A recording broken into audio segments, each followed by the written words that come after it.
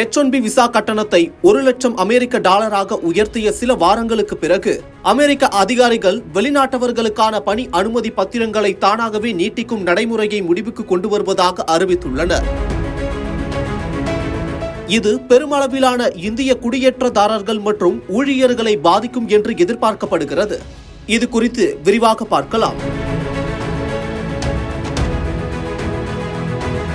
வெளிநாட்டு ஊழியர்களை கட்டுப்படுத்துவதற்கான சமீபத்திய முயற்சியாக அமெரிக்க உள்நாட்டு பாதுகாப்புத்துறை வெளிநாட்டவர்களின் சரியான பரிசோதனை மற்றும் திரையிடலுக்கு முன்னுரிமை அளிக்கும் வகையில் பணி அனுமதி பத்திரங்களின் செல்லுபடியாகும் காலத்தை நீட்டிக்கும் தானியங்கி நடைமுறையை முடிவுக்கு கொண்டு வருவதாக அறிவித்தது.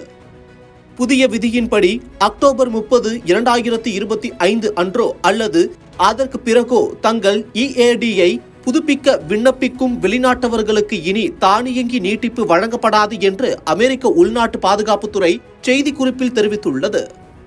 ஒரு வெளிநாட்டவரின் வேலை அங்கீகாரம் அல்லது ஆவணங்கள் நீட்டிக்கப்படுவதற்கு முன்னர் சரியான பரிசோதனை மற்றும் திரையிடல் நிறைவடைவதை உறுதி செய்வதற்கான ஒரு பொதுவான நடவடிக்கை இது.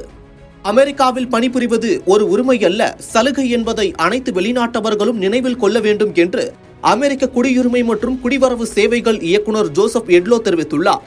H-1B விசா வைத்திருப்பவர்களின் வாழ்க்கை துணைவர்கள், L விசா வைத்திருப்பவர்களின் வாழ்க்கை துணைவர்கள், E விசா வைத்திருப்பவர்களின் வாழ்க்கை துணைவர்கள் மற்றும் அகதிகள் நிலையை உடைய வெளிநாட்டவர்கள் ஆகியோர் இந்த முடிவால் பாதிக்கப்படுவார்கள். இந்த புதிய விதியால் பணி அனுமதி புதுப்பிப்பதில் செயல்பாட்டில் ஏற்படும் தாமதங்கள் காரணமாக வெளிநாட்டினர் வேலை செய்வதில் இடைவெளிகளை எதிர்கொள்ள நேரிடலாம் என்று அஞ்சப்படுகிறது.